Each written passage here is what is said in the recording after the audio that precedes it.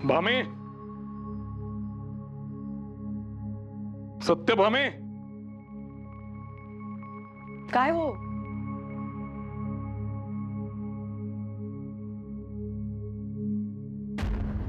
हे काय आणली ते परत? काम झालं तशी आणली परत. चला, लवकर काम झालं ना हे महत्वाचं. आणि गेलेला डाग लवकर आला घरी परत. पण काम काय होतं ते नाही सांगितलं. काम म्हणजे मला असं वाटतं एका मोठ्या नव्या अध्यायाची ही सुरुवात आहे. भारतीय स्वातंत्र्य लढ्याच्या दृष्टीने अत्यंत महत्वाची घटना. अगं बाई, हो की काय? कोणती घटना? भारतीय राष्ट्रीय सभा म्हणजेच इंडियन नॅशनल काँग्रेसची स्थापना. काँग्रेस? पण त्यानं काय होईल? अगं, सरकार दरबारी आपली मतं, आपली गाऱ्हाणी अधिक परिणामकारक पद्धतीने मांडता येतील. पण ते तर आत्ताही करताच आहात की तुम्ही. आत्ता करत आहोतच. पण असं समज, नागरी हक्कांसाठी काम करणाऱ्या अनेक संस्था आहेत, अनेक व्यक्ती आहेत. त्यांची ही शिखर संस्था असेल इंडियन नॅशनल काँग्रेस. त्याचे पहिले अधिवेशन पुण्यात होणार होते, आता मुंबईत ठरले. त्यामुळेच खर्च वाचला. म्हणून ही माळा तुला लगेच परत आणून दिली. त्यात हसण्यासारखे काय? अहो, हसू नको तर काय करू? आता काय कमी संस्था आहेत का? म्हणजे आता ही शिखर संस्था आली, मग मध्येच पायाभरणी संस्था, मग तिच्या मधली संस्था, असं काही कराल तुम्ही. तुमचा काही नेम नाही. ही काय थट्टेची गोष्ट आहे का? प्रत्येक गोष्ट अशी थट्टेवारी नेतेस तू. 2 लेकरांची आई झालीस तरी पोर पण काही सरलं नाही तुझं.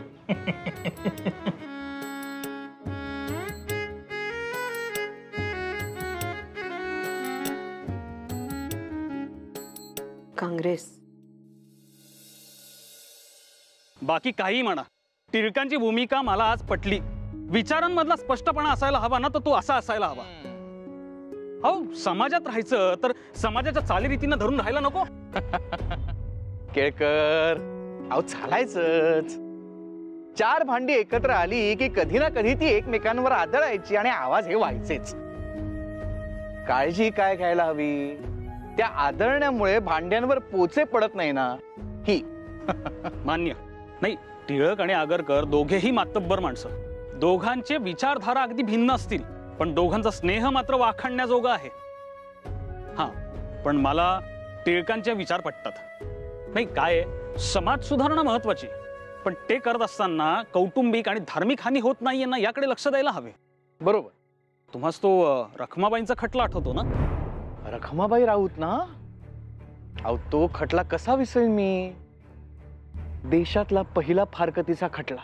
अहो पण या बाईंनी चक्क कायदेशीररित्या आपल्या पतीपासून फारकत मागितली. बरं बाई, शिक्षण आणि पेशानं डॉक्टर, आपला बालविवाह सज्ञान झाल्यावर त्यांनी चक्क नाकारला. अवघड आहे. अहो तेच तर म्हणतोय मी. आज एक रखमाबाई उभ्या राहिल्या, उद्या अशा अनेक रखमाबाई उभ्या राहतील, तेव्हा काय करणार? अहो समाज व्यवस्थेवरती किती दुर्गामी परिणाम होईल याचा. आणि असे झाल्यास कुटुंब व्यवस्था ढासळेल. त्याचं काय? स्वैराचार किती वाढेल. एक बाई 4 बुक शिकते आणि आपल्या निरक्षर नवऱ्याबरोबर नांदायला नकार देते. हा नवा पायंडा समाजात पडला केळकर तर हलकल्लोळ माजेल. आणि गंमत पहा, खालच्या कोर्टाने सुद्धा या वेडेपणाला पाठिंबा दर्शवावा. चक्क रखमाबाईंच्या बाजूने निकाल द्यावा.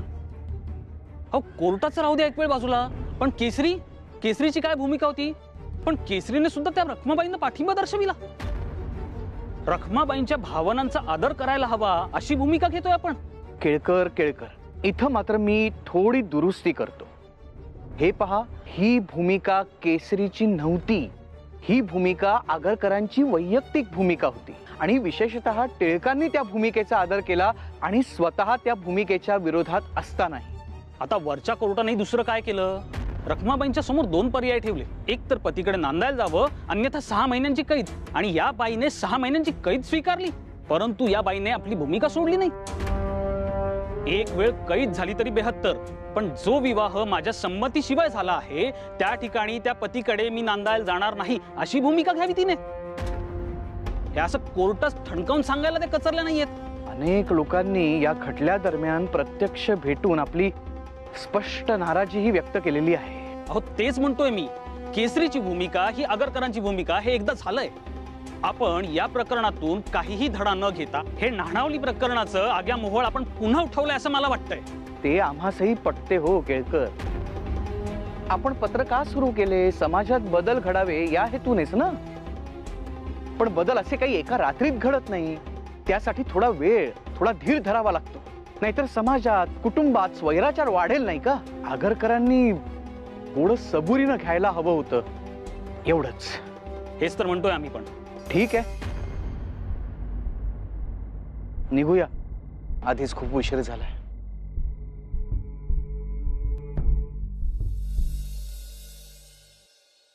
गुरुजी, हे बघा रस्त्यातून येत होता, काही मुलं वाटत होती.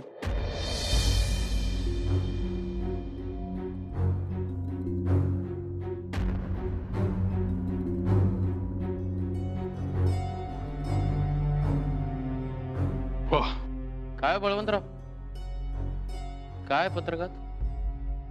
मी म्हणत होतो त्या शिखर संस्थेबाबतचं हे पत्रक आहे.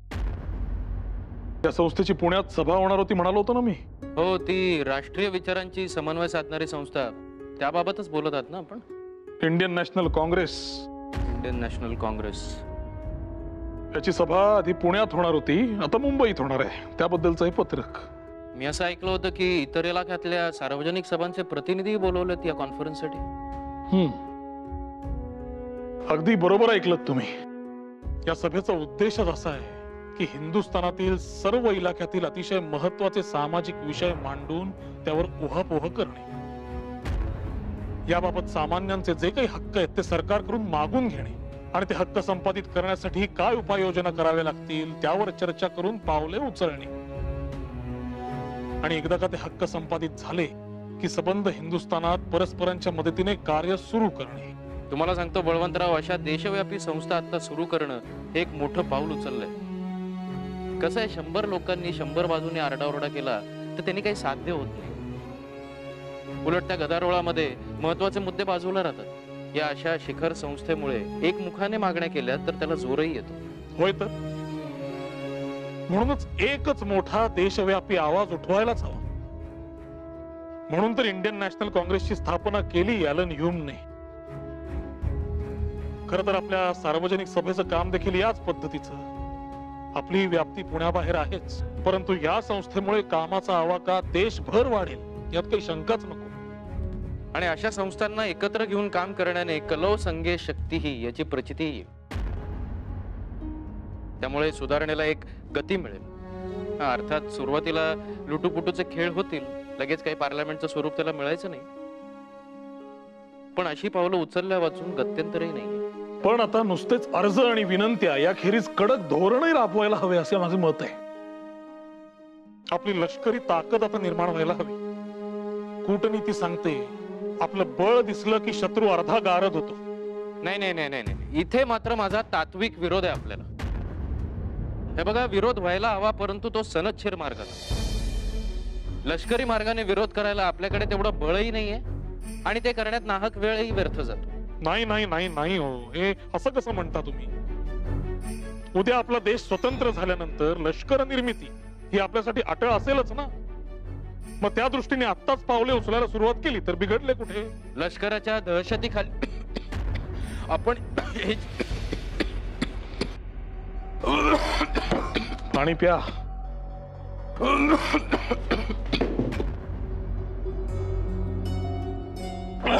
सावकाश. म्हणून मी सांगतो, हे असे उद्यपित होऊन असे मोठमोठ्याने वाद घालत जाऊ नका. तुमचाच खोकला बळावतो अशाने.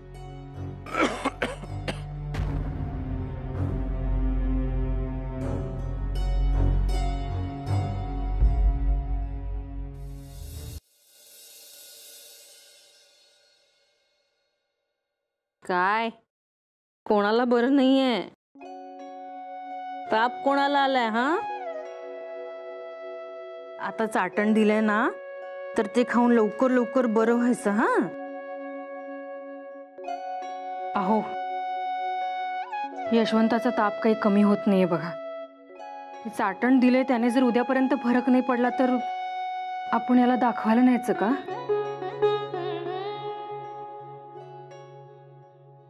अहो, तुमच्याशी बोलतेय मी, कुठे लक्ष तुमचं? काय सांगतेस? घ्या. यशवंताचा ज्वर काही कमी व्हायला मागत नाही ते सांगते तुम्हाला. अगं होईल कमी. वातावरण बदलल्यावर त्रास होणारच ना. आणि अशी सारखी काळजी करत राहिलीस तर कसं चालणार आहे? काळजी करू नकोस, 1-2 दिवसात वाटेल बरं. काय हो, काय लिहिताय तुम्ही?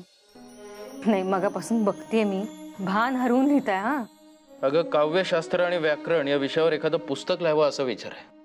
त्याचीच टिप्पणं काढतोय. आता पुस्तक लिहायचं म्हटल्यावर वाचन मनन या गोष्टी करायला नको का? झोपला का? टक्क जागा आहे.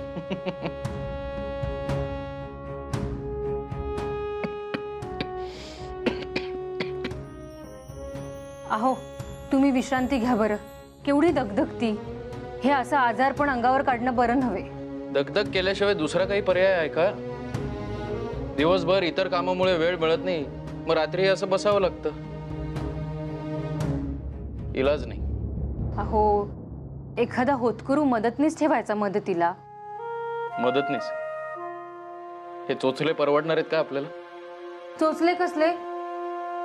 एकट्याने करताय हे सगळं, केवढा त्रास जीवाला. एखादा विद्यार्थी घ्यायचा हाताशी, म्हणजे ही टिपणं वगैरे काढणं हे परस्पर होऊन जाईल. नाही, तुझा सल्ला अगदी योग्य आहे, पण मदतनीस ठेवणं काही परवडणार नाही.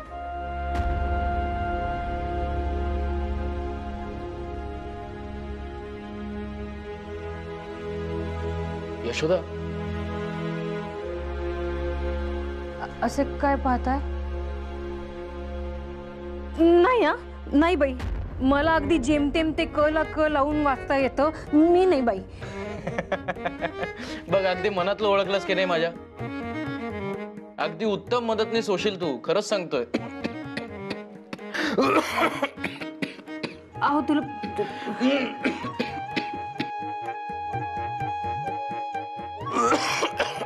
सावकाश.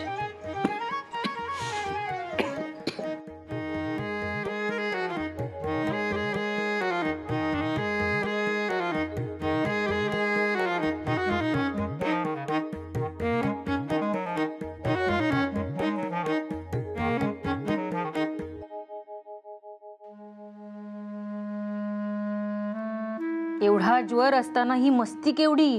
हा, प्रिय गोपाळ, या सानेक आशीर्वाद. आम्ही इकडे क्षेमकुशल आहोत. तुझे कसे चालले आहे? बाळ यशवंत कसा आहे? सुनबाई त्याची काळजी गुटी वेळेवर करत असेलच. पत्रास कारण की आता येणेप्रमाणे दरमहा 15 रुपये तरी पाठवत जावेत. तुझी भावंड आता मोठी झालीत. 10 रुपयांमध्ये हा खर्च परवडत नाही. मी काय म्हणते, ते हात खर्च करता पैसे हवे होते मला. काय हो, काय झालं? कोणाचं आहे पत्र? अहो, आईचं पत्र आहे. महिन्याला 15 रुपये पाठवत जा खर्चाला म्हणते. भावंड आता मोठी झालीत.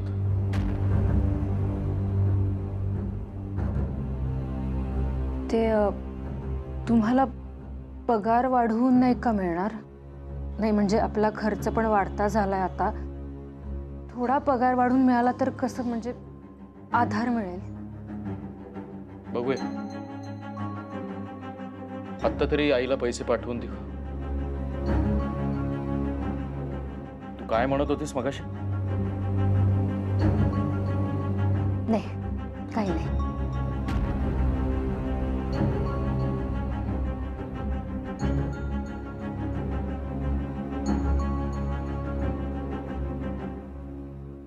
अरे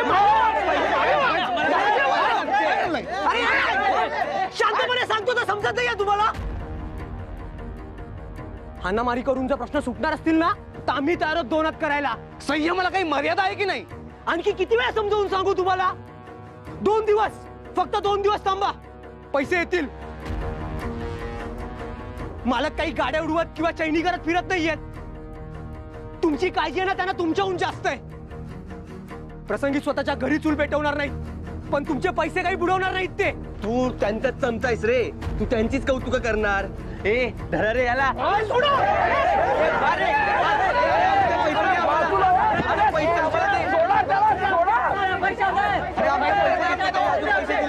अरे बाबांनो, शांत व्हा, शांत. काय जनावरासारखे वागताय?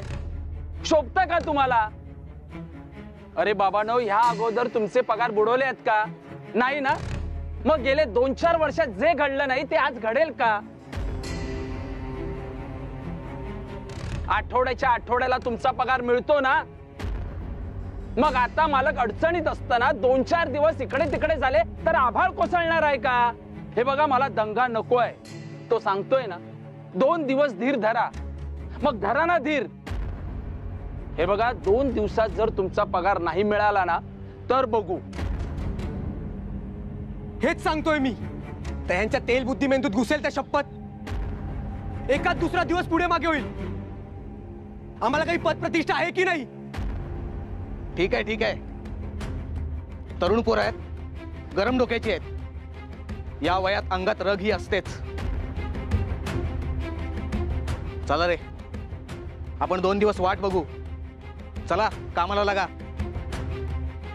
आणि तुम्हीही जरा शांत राहा. जा बाबांनो, कामाला लागा, जा.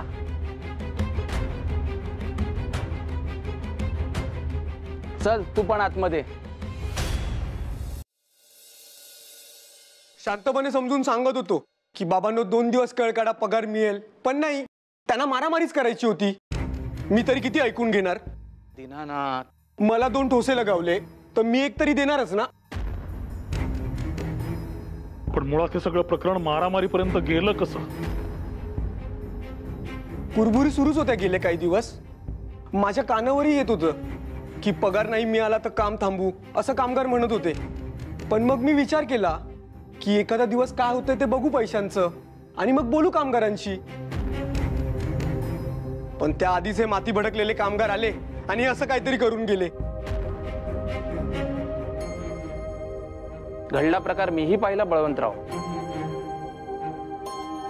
कामगार प्रचंड संतापले होते. मी मध्ये पडलो नसतो तर दीनानाथचे हातपाय जायबंदी झाले असते.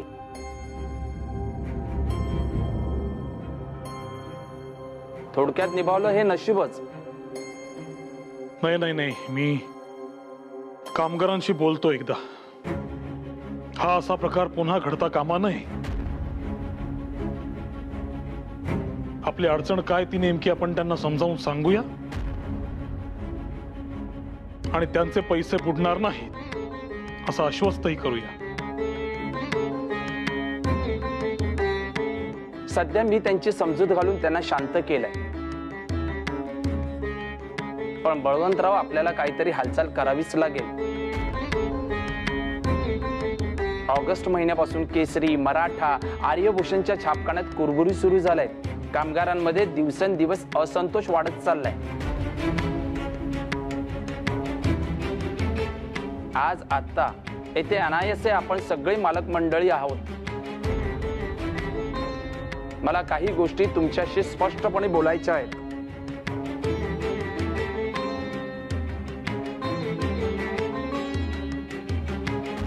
खरं तर बरेच दिवसापासून तुमच्याशी बोलायचे होते मनात, पण ते राहूनच जात होते. कसे बोलायचे म्हणून टाळत होतो. बोला सोनी, स्पष्ट बोला. मनात कुठलाही किंतू राहिला नको, बोला. हे बघा बळवंतराव, छापखान्याचा पसारा माझ्या एकट्याने सांभाळला जात नाहीये. शिवाय आपण ठरवल्याप्रमाणे वर्तमानपत्रही चालत नाहीये. असं कसं म्हणता? अहो, आपणच म्हणालात ना की आम्ही डोंगरीतून परत आल्यावर खप वाढलाय म्हणून. हो बळवंतराव, खप वाढलाय खरं, पण आपण पत्राचा आकारही थोडा वाढवलाय. अधूनमधून अधिक पानांचा अंक पण छापतो आपण, आणि त्यात गेले 3 महिने जरा तंगीच सुरू आहे. त्यामुळे कामगार थोडेसे वैतागलेले आहेत. त्यातूनच हा आजचा प्रकार घडला.